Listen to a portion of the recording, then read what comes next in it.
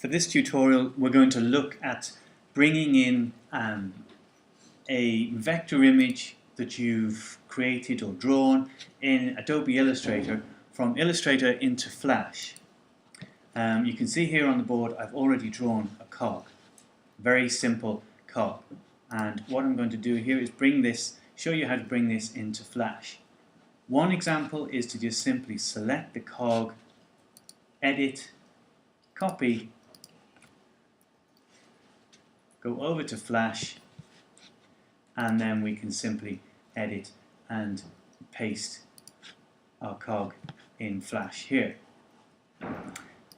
And there you can see. I'm going to delete that off the stage now, and we go back into Illustrator, because the second one we're going to see how we can export the file. Change the format down here, make sure your Swift format is selected. I'm going to export this into my Flash file, call it blue cog.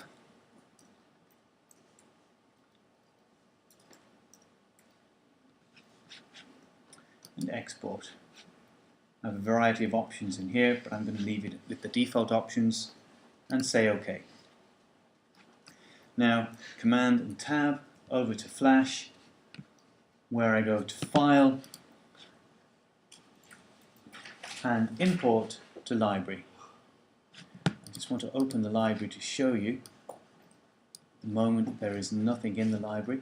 So File, Import to Library. In my Flash file, here's my blue cog, and Open. And there we see the file in the library. Select the file, there's the cog, drag it out onto the stage. Okay, now we want to make a short animation of this cog rotating as part of a small machine. So our next stage then is to convert this cog to a symbol and a movie clip symbol. So I'm going to call this blue cog sim.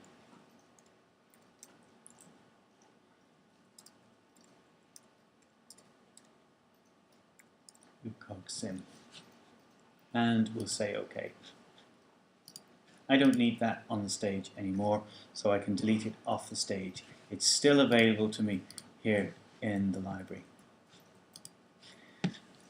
My next stage then is to go and create a new symbol altogether. When I do this, you'll see, I'm just going to call this rotating cog, give it a name first.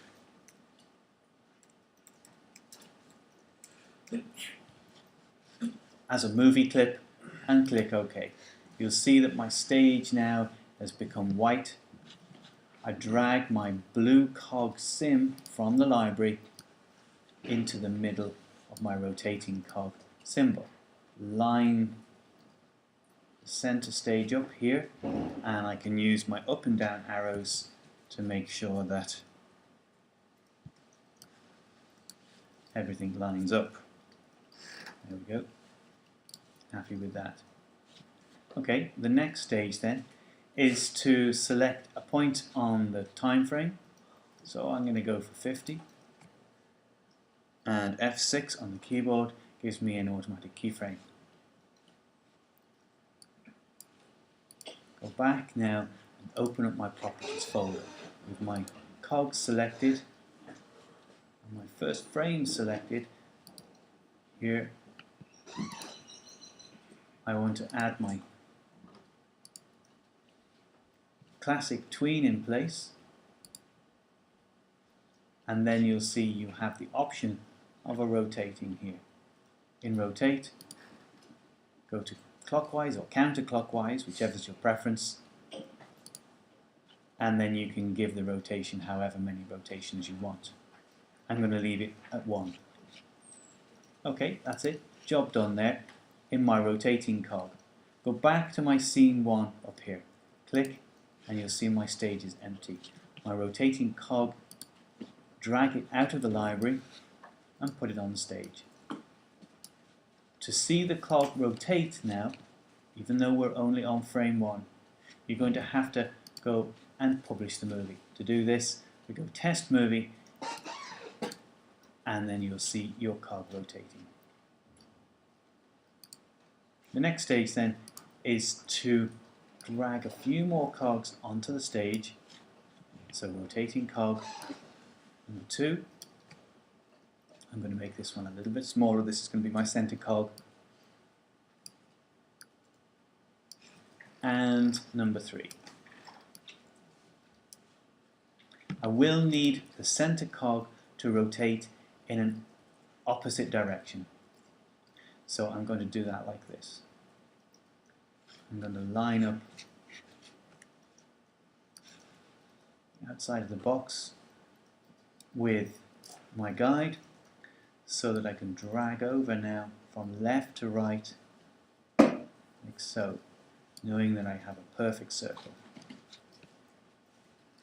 View, guides, clear guides now, selection tool,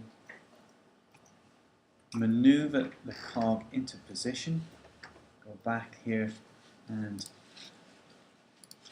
I can rotate the cog ever so slightly to fit in between the teeth. There we go. And up and down arrows. Position your second cog. And that's it. Job done. We can then go back into control, test movie, and that's your final movie. Rotating cogs from Illustrator to Flash.